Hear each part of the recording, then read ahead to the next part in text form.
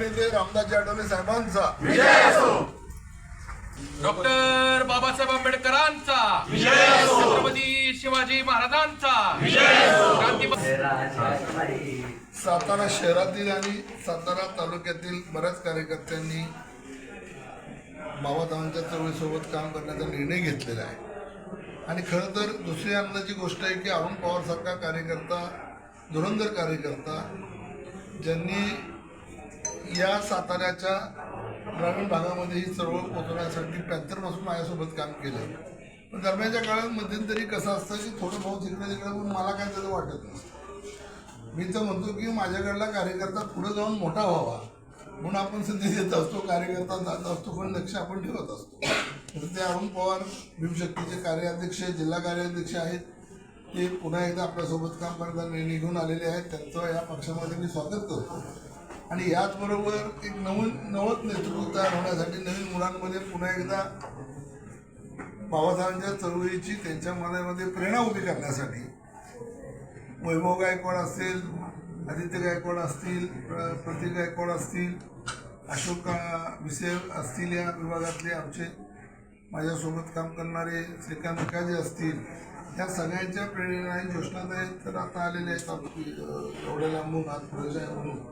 या सगळ्या कार्यकर्त्यांनी, तरुणांनी एक चांगला निर्णय घेतलेला आहे की उद्याच्या येणाऱ्या भविष्यामध्ये ही आंबेडकरी चळवळ जर गतिमान करायची असेल, या देशातल्या संविधानाला सुरक्षित करायचं असेल, या देशातलं संविधान बाबासाहेबांच्या विचाराशी समरस होऊन जर हा देश लोकशाहीयुक्त चालवायचा असेल, तर तरुणाने येणाऱ्या चळवळीमध्ये येणं ही काळाची गरज आहे.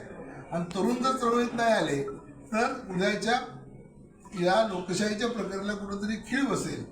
घेतलेल्या त्यात शुभम राधे आमच्यासोबत आलेले, अभिषेक काळे हे कार्यकर्ते आले, त्यांच्यासोबत 50-60 कार्यकर्ते आले. तर सगळ्यांची नाव काही घेत नाही.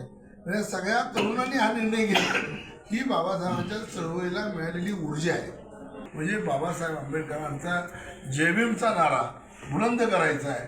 आम्ही कुठं असलो, कुठल्याही पक्षात असलो तरी आमची निष्ठा बाबासाहेबांच्या चरणी आहे होणार. आणि मार्गदर्शक म्हणून त्यासोबत राहण्याची सुद्धा आपली तयारी आहे. पण तरुणाने यावं आणि ही चळवळ आपल्या हातात घ्यावी, या चळवळीला गतिमान करावं. कार्यार्थाने येत्या 15 दिवसापूर्वीच आम्ही रिपब्लिकन पक्षामध्ये आलो. आपण मोठ्या पद्धतीने मला एक पदभार दिला कार्याध्यक्षाचा. तोच मी आता पुढे न्यायचं काम करतोय. 15 दिवस नाही झाले तर आम्ही कार्यकर्त्यांचा एक मेळावा घेऊन त्याच्यानंतर आज पक्षप्रवेशाचा कार्यक्रम आमचे युवक जिल्हाध्यक्ष नुकतेच झालेले प्रतीक गायकवाड यांच्या, तसेच वैभव गायकवाड, आमच्या मॅडम पद्माताई, महिला अध्यक्ष आपल्या जोशनाताई, तसेच आमचे मार्गदर्शन अरुण सर आणि इथं सगळे जमलेले कार्यकर्ते, पदाधिकारी, रोकडे सर्व उपस्थित राहिले. आणि यांच्या नेतृत्वाखाली आज आपण युवकचं परत त्याच्यानंतर फादरवडीतलं अशी पदं 2 दिवसांना आपण बापू म्हणल्या पद्धतीनं आपण देणार आहोत. पण परंतु पक्षप्रवेश चांगल्या पद्धतीने झाला.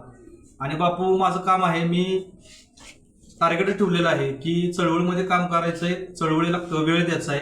आणि जसं बापू म्हणतात की जसं आपल्याला पक्षवाढीचं काम करायचं, तसं मी त्या सर्वांना घेऊन पक्षवाढीचं शब्द दिलेला त्यांना, आणि तो शब्द मी आता पार पडत चाललेलोच आहे. 15 दिवसापूर्वीच माझा पक्षप्रवेश झाला आणि 15 दिवसानंतरच मी कार्यकर्ते बी सुरुवात केलेली आहे. तसंच बापूंना मी सांगितलेलं आहे की शाखा ओपनिंगचं बी आम्हाला लवकर तुम्ही तारीख द्यावी.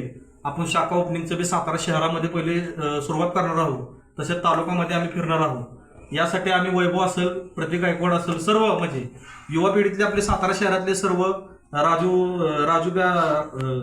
आमच्यावर आहे, शहराध्यक्ष आमचे राजू काकडे. त्यामुळे सर्वजण आम्ही तर ते बी आमच्यावर आहेत, त्यांच्यावर माझा फोन झाला. ते सर्वजण आम्ही युवक मधून सगळे आम्ही आहोत कार्यकर्ते. तर आमचं जेवढं पक्षाला आणि समाजकार्याला जेवढं आम्ही वेळ देता येईल तेवढं आम्ही देणार आणि संविधानात्मक आम्ही जे काम करत आहे आणि हे करत राहू अशी मी बापूंना असे सांगतो आणि इथेच थांबतो.